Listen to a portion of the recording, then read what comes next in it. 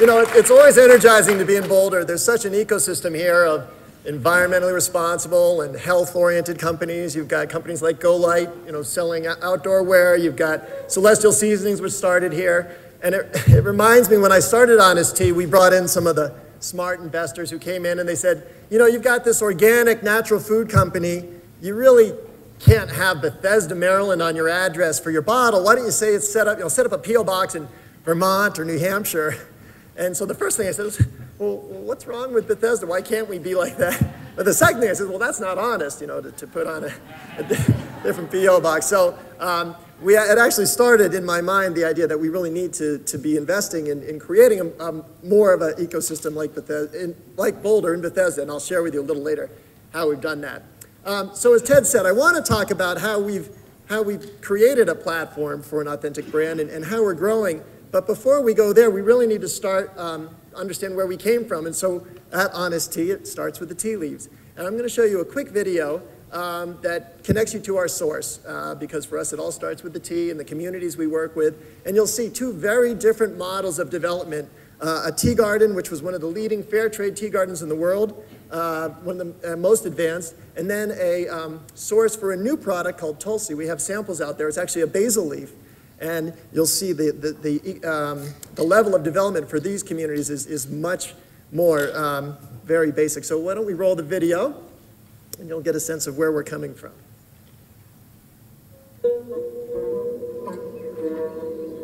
At Honest Tea, we always like to stay connected to our ingredients and the communities that produce them. So earlier this year, I traveled to Tamil Nadu in India to visit the Korakunda Tea Garden, 6,400 feet above sea level.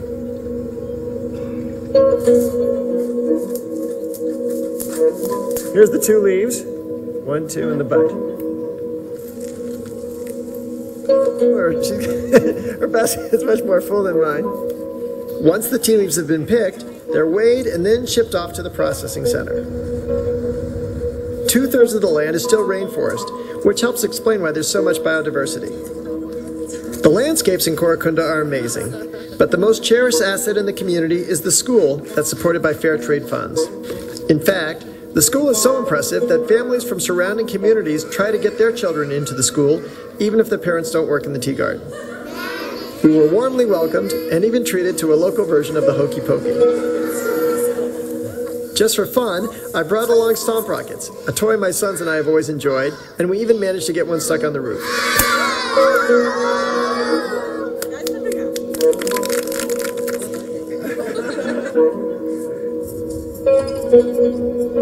We also visited Bengaluru to learn more about the Tulsi plant.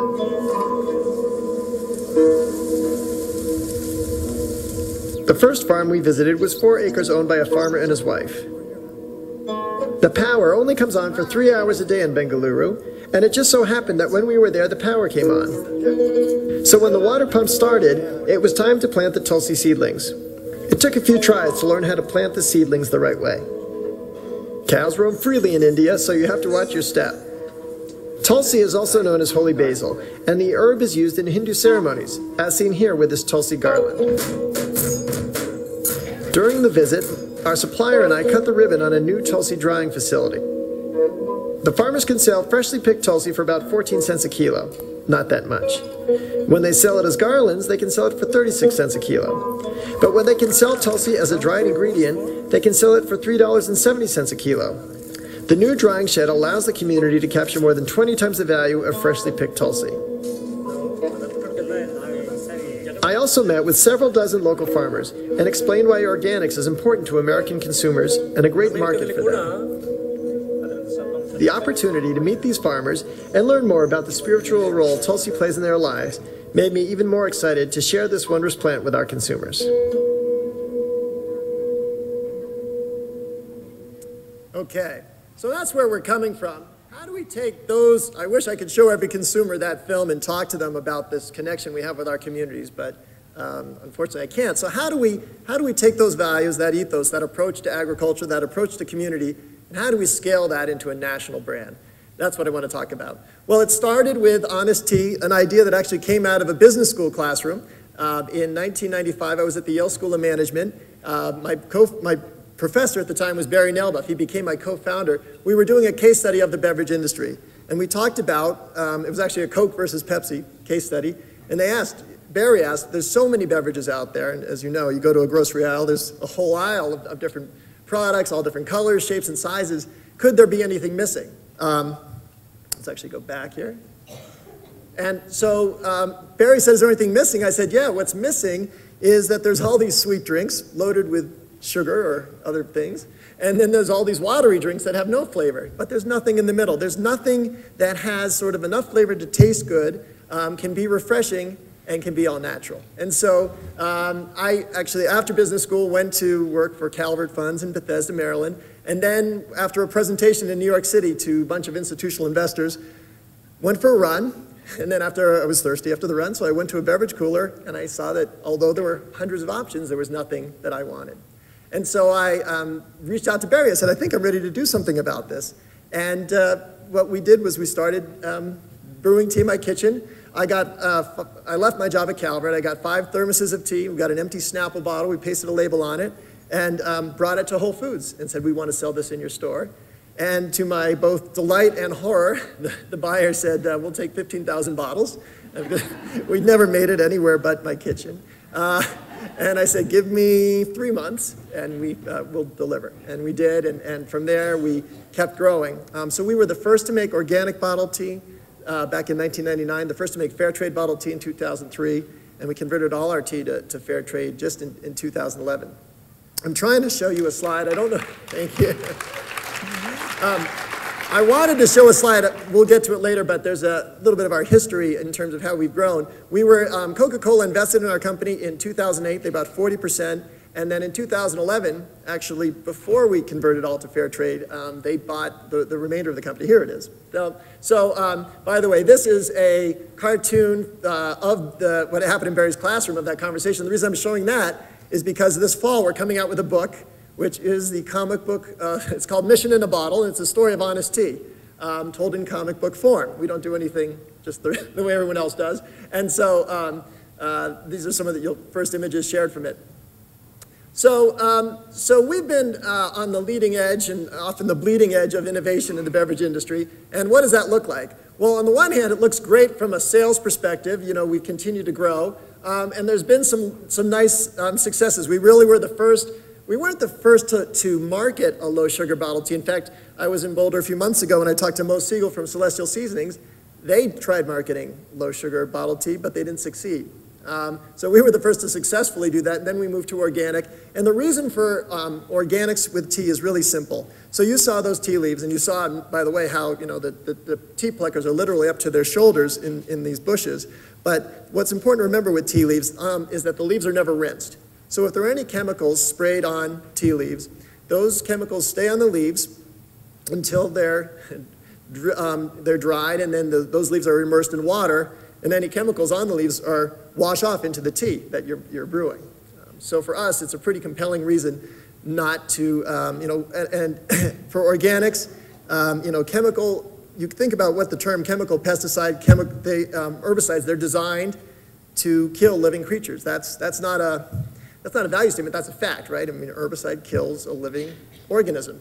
And so our point of view is if you don't have to ingest those toxins, if you don't have to put those into the ecosystem, and if the people picking the tea leaves don't have to inhale them, that's something that should happen. And so that's why we've been invested in organic.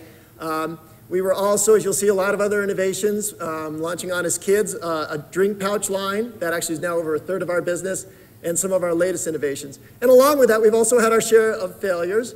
We own a bottling plant that was a nightmare. We had a tea bag line that failed. We had a kombucha line that was selling well but had a lot of legal risk.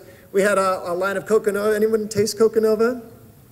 Well, that was about the national sample, so about 2 or 3 people bought it, and it didn't work. But that's part of our evolution too, and we need to continue to innovate as we grow.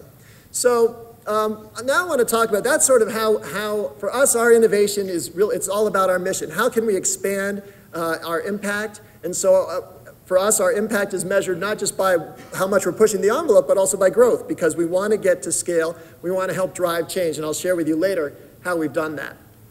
So now what happens? Okay, we've got these ideas. How do we take these ideas, and how do we build it? Well, the first thing we learned was that we were getting consumers who really were attached to our brand. We had people who became customers for life. That's a real honest tea tattoo. We had also, I'm going to read you just a brief email that we got from a consumer.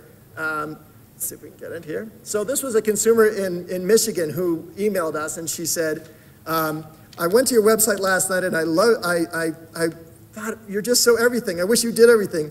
How responsible are you? I wish you were my neighbors. Just thank you so much. I wish you did my banking. And so it's been unusual. So we got this connection with the consumer, and how do we build that in an authentic way? And so for us, that was really the challenge of our business. How do we do that? Well, the first thing we learned is that this business, the beverage business in particular, we're shipping around heavy products that are mostly water. And so in order to build that, we really became reliant on beverage distributors. And so I went, in the early years, I went to the guys distributing Snapple in Arizona and Nantucket Nectars. I said, we want you to carry our product. And they said, well, number one, it's too expensive. Number two, it's not sweet enough. Number three, it tastes a bit like grass. We aren't really, that's not what we do. And so we had to find alternative ways to get to market. And it just so happened that we found a group of C distributors. And the first distributor was a cheese distributor. It was a gourmet food distributor going to the gourmet shops. And they said, yeah, we can put some cheese, some bottles of tea on the truck along with the cheese. And that got us to some gourmet stores. But then I went in Bethesda, there's a place called Bethesda Bagels where you really have to be. So I went to him and I said, we'd love you to carry this product. He says, well, who do you work with? I gave him the name of the cheese distributor. He says, we don't work with him. Why don't you talk to my corned beef distributor? And so sure enough, we got, so that was the other C. And then we went to the local grocery store, independent grocery store. We said, we'd love you to carry this product. He said, well, I don't work with the cheese or corned beef guy. You're going to have to talk. You'll never guess what this third C was. You're going to have to talk to my charcoal distributor. And sure enough, the guy was going around delivering charcoal, and in the winter he delivers ice melt. But he was able to put our tea on the truck. And eventually we started getting enough distribution that other beverage distributors started to pay attention, mostly because we were taking their shelf space. And so we started to really gain access to different accounts. And the thing about beverage distributors is they are a tough lot to deal with, especially the independent ones. The Coke and Pepsi are a little more refined because they buy their way into stores, but the independent distributors really do have to muscle their way onto the shelf. And so I was trying to think about how to illustrate that, and I thought the best thing to do would play for you a voicemail that one of my sales reps received from our distributor in New York City. And why don't we'll just play the clip then. This is sales voicemail message. Yo, Mike, this is Louie from Twisted Distributors. Look, all the things that you up, if you don't handle that that works for you, bro, you could take your honesty and you could stick it up Dan Kavanaugh's big. You understand what I'm saying? I'm telling you, you get the idea. So, that's an interesting lesson there about. I think it's easy in a crowd like this to idealize the virtuous supply chain. You start with the tea bushes in India, which are organic. You go to the fair trade working conditions. You go to a warehouse that's environmentally LEED certified. You put it on, a freight-friendly truck, and then it all comes crashing down when Louis gets in touch with it. But that's the reality. There's no way. We need him. We need him to build our business. And as you might imagine, he's not someone who's going to get inspired by a video about tea gardens. So for Louis, it has to work as a business. It has to put money in his pocket. And the irony is that he is actually still one of our best distributors in the country. So, we had to create a business that could work on multiple levels with people for different reasons. So we started gaining distribution, and then what happened was we got large retailers coming after us saying, we're interested, like Target, for example, we want to carry your product, but how are you going to get it to us? And the fact was, I got New York, I got, DC, I got Boston, I got some California, but there's a lot of this country I don't have. And so when in 2007 we were approached by the Coca-Cola company offering us national distribution, that was a conversation I really needed to think about. And here was Coke's rationale for why they wanted to invest. This is a slide that was Coca-Cola shared at their board meeting. Whoops, oh, I'm sorry, let's go back if we can, we're jumping ahead here. So Coke they saw an opportunity, and I think looking at the big trends, first of all, they looked at what was happening to soda. I mean, as we all know, the sales of soda have not been growing. Since 1998, the volume of carbonated soft drinks has been going down. There's another slide in here that I guess we're missing, but let me set it up for you. What they did was they looked at the mega trends. They talked about the fact that if you were to, in 2007, the directions people are moving, there's health and wellness, environmental responsibility, and social responsibility. And the area where those all overlap is still small. These are big directions, but the area where they overlap is small. But if you look 5 years out, the big picture is that the standard for doing business will be a company that can embrace all of those priorities. Oops, we have it, I saw it for a second. The priority will be a company that can embrace all of those things and incorporate them all into, here it is right here. Thank you. All right, we don't even, yeah, so this is it. So you can see the fusion of all, the nexus of all those is small. But, of course, now we're in 2013, so we know we're already supposed to be here. But the standard for a business will be that every business looks at their decisions and makes decisions with that mindset. And their contention was honest tea is there, and that's what we need to invest in. And so from our perspective, just to sort of put that up against a bigger backdrop, we looked at the health trends. And so you've seen, what do you see? In the beer market, the top selling beer isn't Budweiser, it's Bud Light. In milk, a lot of people were starting with whole milk, but they moved to skim milk. And obviously, for us, that's what we want to see with tea. Looking at it on another level, what are some of the other trends? What are other ways the mega trends have manifested themselves? And I'm just going to talk, even though the slide's not coming up. So there you've got, people, Hummers aren't even on the road anymore. Not everyone, but there's a lot more of the Prius, moving to reusable shopping bags, and obviously increases in recycling too. So those were all directions. And then if you look at corporate responsibility, how are companies thinking about that in a different way? And so, if you were to look just in 1999, only 35% of the largest companies were giving reports on their sort of corporate responsibility, and today that number is over 95%. So there's clearly a movement. And yet at the same time, for us, it raised a lot of concerns, as you might expect. A company based, founded as a small entrepreneurial company with a commitment to organic and fair trade isn't necessarily an automatic fit with a large company like Coca-Cola. And it led us into some, complex decisions. And one of my favorite, we talk about it as quoters because we have bottle cap quotes. So for every complex problem, there is an answer that is clear, simple, and usually wrong. And so what it means, that's H.L. Mencken. So it leads to this area, you have to navigate shades of gray. What do I mean by that? The world just is not as simple as you might think it is. So when I was growing up, I was a child growing up in the Cold War. My parents were professors, especially in Russia and China. And so the world was pretty black and white. My mom still longs for those days sometimes because it was so, what do I say, it was simple. There were capitalists and communists. There were sort of good guys and bad guys. And then on the other side, in the 70s, there were environmentalists and polluters. And we sort of knew, who we were supposed to like and who we weren't supposed to like. But today it gets more complicated. When I was growing up also, there was always this standard about made in the USA. And so you had made in the USA versus at the time, the negative was made in Japan. But now today we've got made in the USA by a Japanese company with parts assembled in Mexico. It's just a lot more complex. And then too, if you think about, the standard we hold up now is locally grown and organic versus what we call the factory farm. And yet, how do you think about organic asparagus that's air-shipped from a large-scale farm in Chile?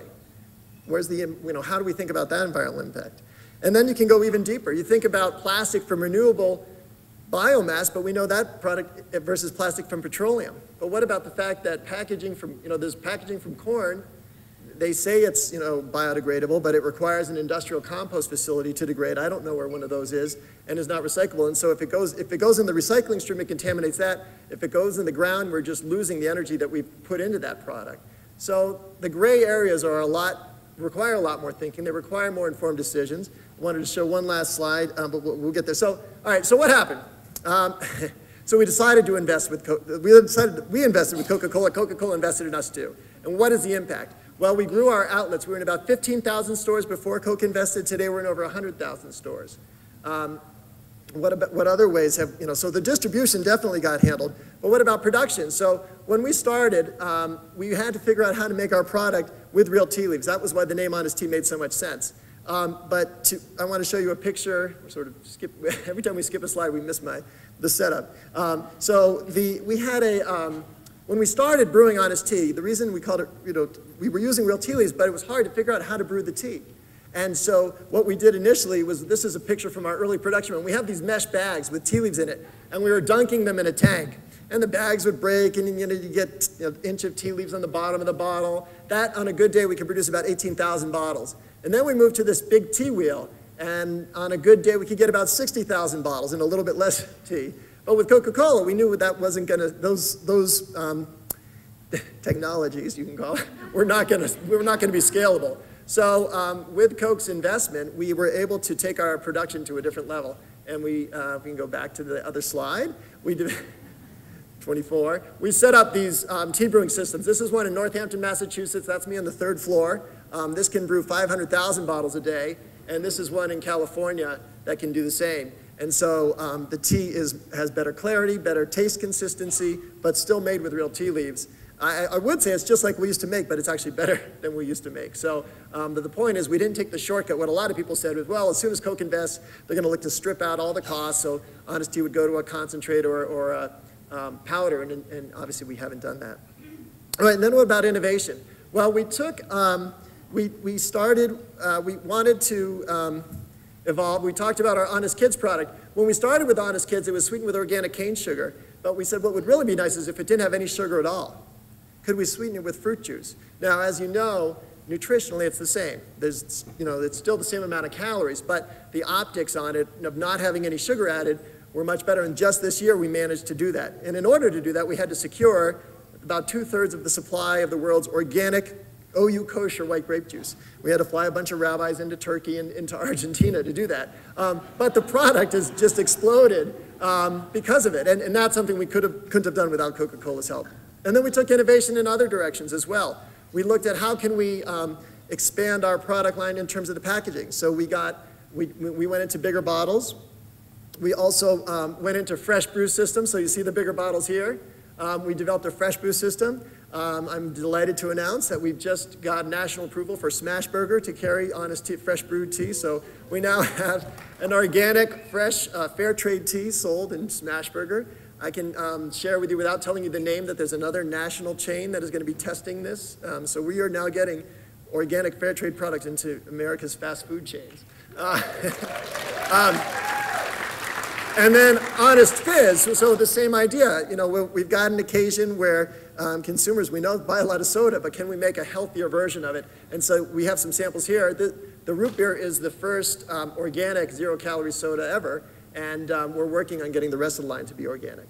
So that's some of the innovation. Now that's the product line. How do we take it to marketing? This is what I think is the fun stuff. How do we get to marketing? How do we get consumers to be aware of it? So we've done some messaging and some signage about refreshingly honest, putting it around whether it's mass transit or recycling bins, things that connect to our brand. But we've got to find other ways to connect to consumers too.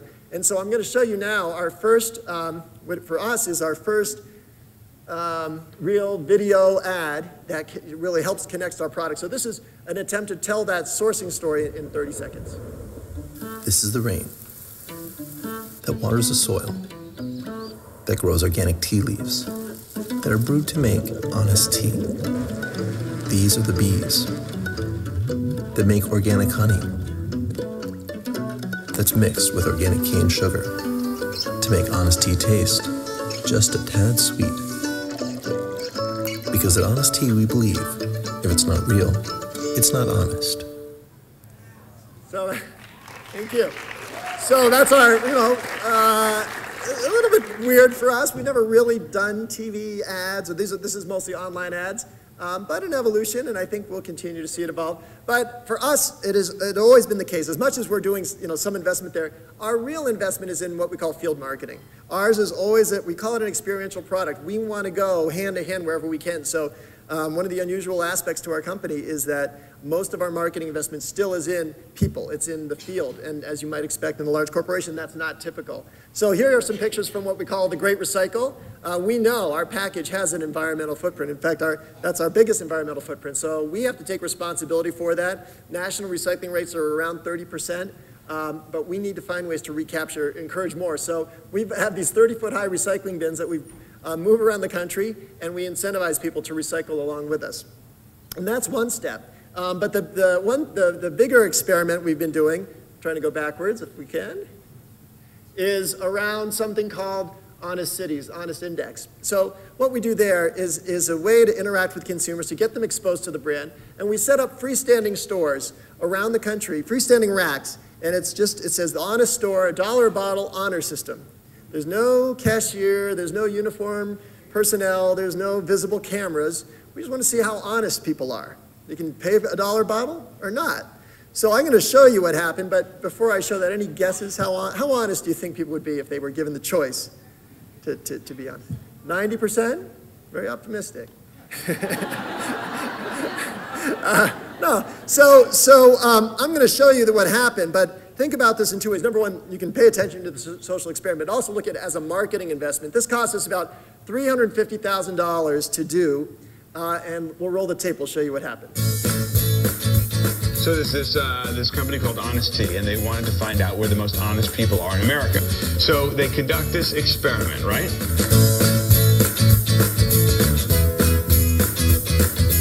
Here's a question for you. How honest are your neighbors? How about all Americans? Well, the makers of Honest Tea tried to find out by conducting a social experiment.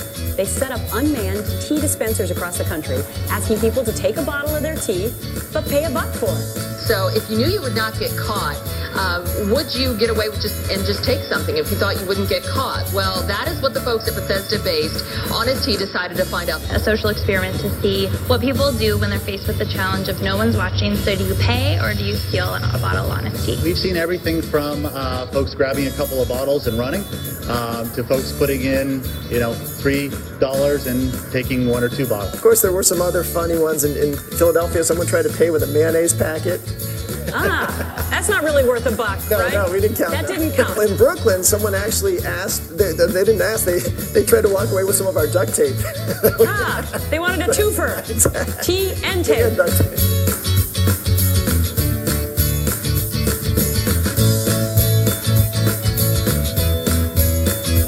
Honest Tea. How'd you come up with the idea? We seek to have this honest and transparent relationship with our ingredients. We wanted to see how much our consumers embody those values too. And we were delighted to see over 90%, around the country, people were honest.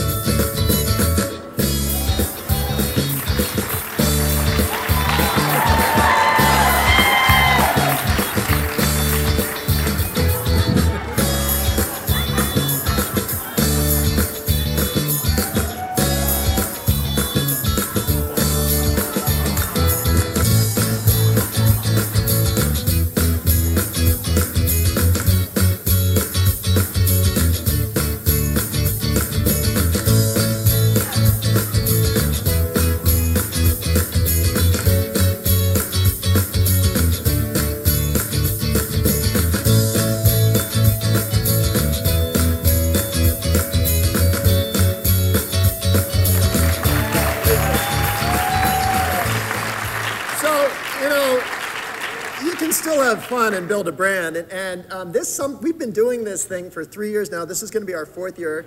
I'll steal the headline. We are going to be conducting the Honest City experiment in all 50 states starting next month. So, in fact, Brian, one of our field marketers, who was just telling me his route, he's going, basically from Omaha, Iowa, up to Wyoming, North Dakota. We got to get someone to Alaska.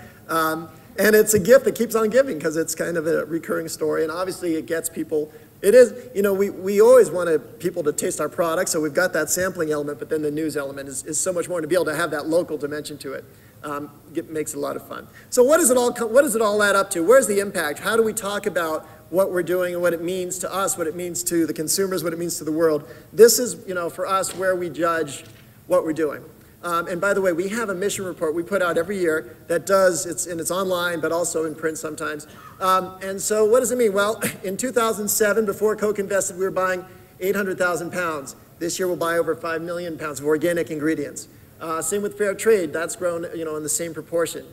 So when we can start getting that kind of scale, we start to transform the agriculture in these communities that we work with, and really start to drive change with consumers too. And then what does it mean? One of the questions that comes to me, well, what are you? what are you doing? You know, and my job is still running Honest Tea, but I also think about how my scale changes and what I can do, because a lot of times when an entrepreneur builds a brand and it gets bought, the entrepreneur sort of, you know, travels or spends time with family, which I like to do both of those things, but you know, just because Coke bought Honest Tea doesn't mean I don't believe in what we're doing. I still feel very passionately that, you know, we've got some serious issues we need to address. So for me, the scale is how do we build Honest Tea and how do we share that message? So the book that's coming out, and by the way, they're selling advanced copies out at the bookstore here, and I think you get a t-shirt if you buy one today. It will be coming out in September, and we think this will really expand the audience of people who will be exposed to social enterprise, and obviously in a very different way. We have a Bethesda Green, and we launched Bethesda Green in Bethesda. It has a green business incubator. There's 16 entrepreneurs working out of there, launching their own green enterprises. And then I've been on the boards. I've joined Happy Family, which has been an amazing ride with an organic baby food company. And I've just joined a really wonderful company, a board called Beyond Meat, which is a vegetarian protein alternative. Really exciting product, and I encourage you to try it. But let me try to end with some closing thoughts. So I've got two different Chinese proverbs I want to share with you. These are the other bottle cap quotes that I like. One is, and I'll tell it to you out loud. Here it is. If we don't change the direction we are headed, we will end up where we're going. And it's a truism, obviously, but think about where we're going. Think about where we are.